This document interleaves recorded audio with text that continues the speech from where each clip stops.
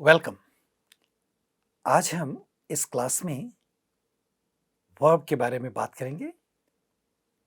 English sentences में कुछ खास चीज़ें होती है, उसके बारे में बात करेंगे और हम ये जानने की कोशिश करेंगे कि इन चीज़ों को जानकर कैसे हमारा इंग्लिश इम्प्रूव होगा।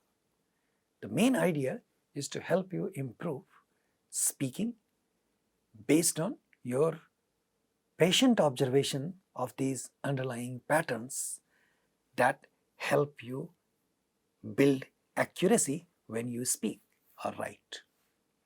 तो ध्यान से देखिए, आज हम वर्ब बी के बारे में बात करेंगे। वर्ब बी का सीधा मतलब अंग्रेजी में ये होता है कि कुछ वर्ब्स हैं जैसे इज, आर, एम टाइप वाले वर्ब्स, उसको वर्ब बी कहते हैं। इसके कई डिफरेंट फॉर्म्स हैं और उसके बारे में हम चर्चा करेंगे। तो इस चीज की चर्चा के साथ साथ ये भी जानना जरूरी है कि अंग्रेजी में हमारे पास दो नंबर होते हैं, सिंगुलर नंबर और प्लूरल नंबर, और तीन पर्सन है, फर्स्ट पर्सन, सेकंड पर्सन और थर्ड पर्सन। तो उसमें हमारे पास है आई फर्स्ट पर्सन सिंगुलर है और वी प्लूरल है। सेकंड पर्सन में हमारे पास सिर्फ यू है जो एक्चुअली प्लूरल है, लेकिन इसका सिंगुलर रेफरेंस भी होता है। मतलब जब कभी भी सेंटेंस में यूज होता है यू, तो ये प्लूरल ही रहता है। Even when it refers to one person, that is even when it refers to a singular person. मैं आपको इसको दिखाऊंगा। और मतलब एग्रीमेंट में, सेंटेंस में ये हमेशा प्लूरल होता है, लेकिन यूसेस में this may refer to one person और टू पीपल और मोर देन टू। और थर्ड पर्सन में ये बिल्कुल क्लियर होता है कि some forms of pronouns like he, she, it singular हैं और दे प्लूरल है। तो हमारा खास मतलब ये हुआ जानने का कि वी बिल्कुल क्लियरली प्लूरल है, यू हमेशा प्लूरल है जब ये सिंगुलर को भी रेफर करता है। तो इसका मतलब ये हुआ कि यू का कोई सिंगुलर एग्रीमेंट नहीं है और ये भी प्लूरल है, दे भी प्लूरल है। तो ये प्लूरल वाला बिल्कुल क्लियर है हमारा। सिंगुलर में सिर्फ ये क्लियर है ही, शी, इट, क्योंकि यू प्लूरल है ही नहीं। और आई इंग्लिश में एक स्पेशल केस है और इसके बारे में भी हम चर्चा करेंगे। इसको हम सिंगुलर मानते तो हैं, लेकिन ये एक अलग सा केस है, इसका एक स्पेशल स्टेटस है, क्योंकि ये फर्स्ट पर्सन सिंगुलर प्रोनाउन का हर लैंग्वेज में एक अलग स्टेटस होता है। हिंदी में भी मैं का एक अलग स्टेटस है। मैं हिंदी में फर्स्ट पर्सन सिंगुलर प्रोनाउन है और हम प्लूरल है, तो मैं का एक खास स्टेटस होता है। मैं आपको इसके बारे में बताना चाहता हूं। तो अब आप देखिए यहां पर इसके डिफरेंट फॉर्म्स क्या होते हैं। बी, वर्ब बी के डिफरेंट फॉर्म्स क्या हैं? इज, आर, एम, वाज, वर। इसका मतलब क्या है? इसके अभी हमने प्रोनाउंस के बारे में देखा, मैं आपको वर्ब बी के बारे में दिखाता हूं। Now I want to see verb be. Is singular है और आर प्लूरल है। इसी तरह से वाज सिंगुलर है और वर प्लूरल है। इज और आर प्रेजेंट टेंस के फॉर्म्स हैं और was and were past forms हैं। सो टेंस के हिसाब से वर्ब बी ने मॉडर्न इंग्लिश में अपना अलग अलग शेप रखा है। और एम एक स्पेशल केस है जो सिर्फ आई के लिए यूज होता है। First person singular pronoun is a special case in all languages where it has a special marker. In English, it has am. जैसे हम कहते हैं I am a student, I am a teacher, I am a doctor, I am a lawyer. So every time we use I, even though it refers to a singular entity, we don't use singular marker, at least in present tense. That is, we never say I is a doctor. We need to say I am a doctor. However, this happens only in present tense. In past tense, we use the singular marker for I. We say, I was in Delhi yesterday. In past tense, we don't have a singular marker. So we can club these things together because they are all markers of present tense. I, especially for am, especially for I, and is or are दो अलग अलग singular और plural forms हैं. Was और were past tense में सिर्फ दो ही हैं क्योंकि even for I we use one of them. तो ये 5 अलग अलग फॉर्म्स है. is, are, am, was, were. ये verb be के फॉर्म है इंग्लिश में. इंग्लिश में इसको कई बार ऑक्सिलरी वर्ब्स भी कहा जाता है, लेकिन एक्चुअल में ये टेंस मार्कर है. जब कभी भी ये एलिमेंट सेंटेंस में आते हैं तो हम इमीडिएटली टेंस के बारे में जान जाते हैं. जब कभी भी is, are, am है तो ये प्रेजेंट टेंस है, और was, were आता है तो ये पास्ट टेंस हो जाता है. So they are more of a marker of tense than of a verb.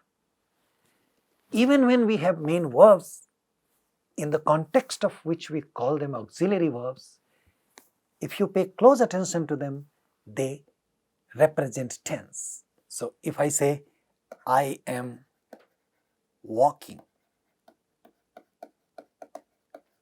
please notice, we have a verb walk, but what tells us about tense is this.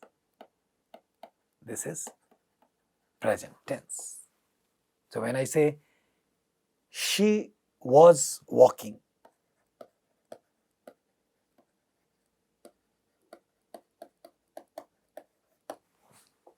was singular है क्योंकि ये singular है इसलिए ये भी singular है, लेकिन ये पास्ट टेंस के बारे में भी बताता है, और एकमात्र यही चीज है जो इस सेंटेंस में पास्ट टेंस के बारे में बताता है.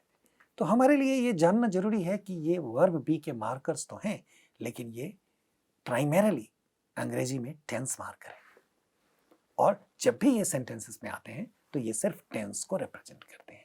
इसके सिंगुलर और प्लूरल और प्रेजेंट और पास्ट में अलग अलग फॉर्म्स होते हैं. इतनी बात अगर आप ध्यान में रखेंगे तो इस कॉन्टेक्स्ट में आपसे कभी कोई गलती नहीं होगी. And understanding that helps you more confident about the formation of a sentence, and which has huge impact on your accuracy. अंग्रेजी ठीक ठीक बोलने के लिए जब हमसे अंग्रेजी बोलते समय में गलतियां ना हो, तो ऐसा सिचुएशन हमको काफी कॉन्फिडेंट बनाता है, और हम सिर्फ वो कॉन्फिडेंस हमको हम जो कुछ भी जानते हैं अपने डिफरेंट सब्जेक्ट मैटर्स में अंग्रेजी में रिप्रेजेंट करने के लिए बहुत बहुत बढ़िया टूल होता है. अंग्रेजी बहुत बढ़िया टूल होता है उन चीज़ों को रिप्रेजेंट करने के लिए, और जब हम ग्रामेटिकल साउंड करते हैं तो हमारा कॉन्फिडेंस और भी बढ़ जाता है. Therefore trying to work for accuracy and fluency in that order, accuracy first, which is eventually responsible for your fluency, makes you more and more confident. And it is this thing, something like verb be, and you're paying attention to something like that, makes you confident. Again, this is not something that you need to memorize. This is something that you just need to pay attention to and implement in the sentences, watch them in the sentences, observe them in the sentences when you use them or when you write them. So at this stage, I want to give you a very short exercise. Whenever these things are used in a sentence, they are very short sentences, very small sentences. So please use 20 sentences with these 5 markers of verb be. Observe their agreement and present and past distribution. Then take another set of sentences of the types like where you have a walk as a verb or some other verbs. I am walking, he was reading, she was singing. इस तरह के sentences लेकर के आप देखिए और उसमें देखिए कि ये am, are, was, were, इस तरह के एलिमेंट्स का क्या फंक्शन है, अंडरलाइन कीजिए, उनको ऑब्जर्व कीजिए, and they will have long lasting impact on your English, your improved English. Just to add a couple of issues related to this discussion, I have brought in our discussion on something called shall or will. Modern English में these two things are almost the same thing. Please remember. So I just take will. I want you to understand just two things out of it.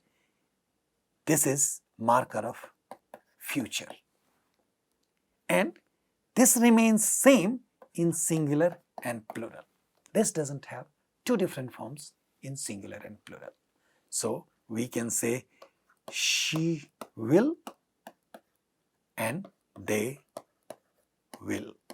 Whether she is singular, they is plural, इन दोनों cases में हम सिर्फ will आता है, और भी हो सकते हैं इसके आगे सेंटेंस. तो इसके बारे में हमको सिर्फ इतना ध्यान रखने की जरूरत है. इसके दूसरे फॉर्म्स भी होते हैं, वुड, इसी तरह से कैन है और मे है. ये टेंस मार्कर्स नहीं है, इसके बारे में हम कभी आपको बाद में बताएंगे. इसके भी पास्ट टेंस मार्कर्स होते हैं, कुड और माइट. इसको यहां लाने का, इस डिस्कशन में लाने का पर्पस ये है कि विल के बारे में ये इतना जानना हमारे लिए बहुत जरूरी है, और ये भी जानना जरूरी है कि कैन और मे विल की तरह का एलिमेंट नहीं है. इसके बारे में हम आपको फिर से बताएंगे. तो ये वर्ब बी के फॉर्म्स के साथ साथ बस इतनी चीज आपको ध्यान रखने की जरूरत है. यहां देखिए, हम कुछ एग्जाम्पल्स आपको दिखा रहे हैं, जैसे आई एम ए डॉक्टर और I was a doctor, we are students और we were students.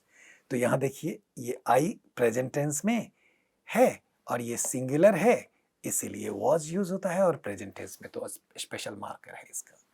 We plural है, इसलिए प्रेजेंट और पास्ट दोनों में प्लूरल मार्कर्स आते हैं. यू आपने सुना, समझा कि ये एक व्यक्ति को भी रेफर करता है, तो भी ये सेंटेंस में हमेशा प्लूरल होता है, इसलिए ये आर और वर प्लूरल है. ही और शी सिंगुलर है थर्ड पर्सन के, इसलिए प्रेजेंट और पास्ट दोनों में सिंगुलर मार्कर है. दे हमेशा प्लूरल प्रोनाउन है, इसीलिए प्रेजेंट और पास्ट में इसका मार्किंग प्लूरल के तौर पर आता है. तो इससे हम वर्ब बी के डिस्ट्रीब्यूशन के बारे में देखते हैं, इसका सिंगुलर और प्लूरल के रूप में एग्रीमेंट में भी एग्रीमेंट देखते हैं, और इन दोनों को साथ में मिलाने से आपके सेंटेंसेस फिर से मैं बताऊं कि इम्प्रूव हो जाते हैं. और आप इस तरह का एक्सरसाइज अपने आप कीजिए. और ये देखिए, यहाँ पर जब ऑक्सिलरी वर्ब्स आते हैं, वर्ब्स में I am coming from Madurai, I am doing well, I was going to tell you. So यहाँ पर ये पास्ट टेंस का मार्कर है, यहाँ पर ये प्रेजेंट टेंस का मार्कर है, यहाँ भी ये प्रेजेंट टेंस का मार्कर है. जब वर्ब्स होते हैं तब भी इसी सिचुएशन में लोग इसको ऑक्सिलरी वर्ब बोलते हैं, लेकिन एक्चुअली ये वर्ब बी है जो टेंस का मार्कर होता है. इसके साथ आप प्रैक्टिस कीजिए, इतनी बातों को ध्यान से सुनिए, बार बार सुनिए, और अपनी अंग्रेजी को इम्प्रूव कीजिए. Thank you.